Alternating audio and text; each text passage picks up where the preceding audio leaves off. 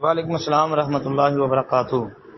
یہ ایک روایت بھیجی ہے جی، قال رسول اللہ صلی اللہ علیہ وسلم اکمل المؤمنین ایمانا احسنهم خلقا وخیارکم خیارکم لنسائہم خلقا۔ اچھا جی،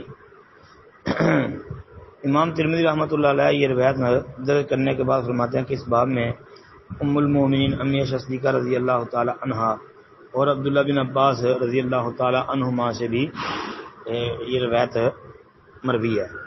پھر ابو عیسیٰ مراد امام ترمذی رحمۃ اللہ علیہ وہ فرماتے ہیں کہ حدیث ابی ہریرہ تھا، ھذا حدیث حسن صحیح۔ جی، مطلب ایمان میں سب سے کامل مومن وہ ہے جو سب سے بہتر اخلاق والا ہو، اور تم میں سب سے بہتر وہ ہے جو اخلاق میں اپنی عورتوں کے حق میں سب سے بہتر ہو۔ اچھا جی، یہ سند حسن ہے، اس کی سند حسن ہے اس روایت کی، یہ ترمذی میں 1162 نمبر پر سند حسن ہے۔ باقی یہ جو لفظ ہے نا آخر میں کہ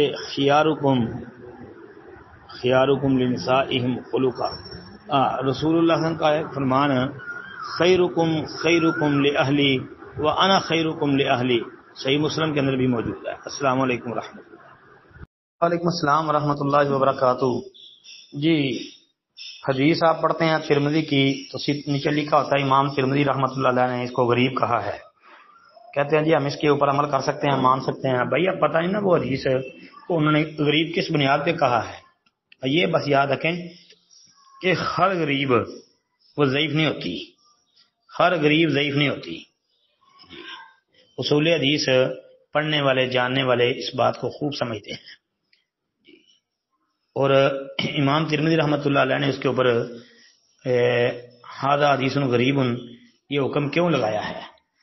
کبھی امام ترمذی کی غریب سے مراد اس کے ضعف کی طرف اشارہ ہوتا ہے، اور یہ بھی یاد رکھیں کبھی غریب اس کو اس لیے کہا جاتا ہے کہ وہ اصول حدیث کے مطابق وہ غریب ہوتی ہے، مطلب کہ جس کی ایک ہی سند ہو اس کو غریب کہتے ہیں نا، مگر سند کے ہر طبقے میں ایک ہی اس کو راوی بیان کرنے والا ہو۔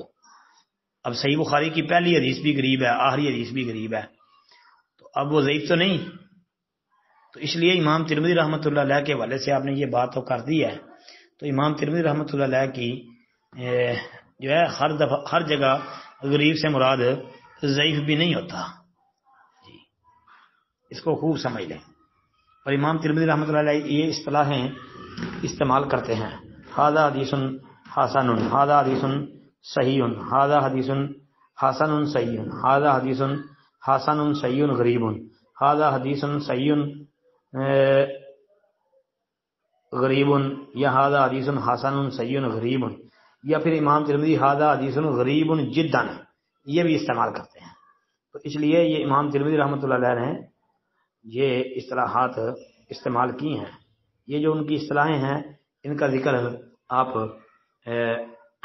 یہ نخبۃ الفکر جو ہے ابن حجر کا اس کو دیکھیں، شرح نخبۃ الفکر پڑھ لیں، انشاءاللہ فائدہ ہوگا۔ السلام علیکم ورحمۃ اللہ۔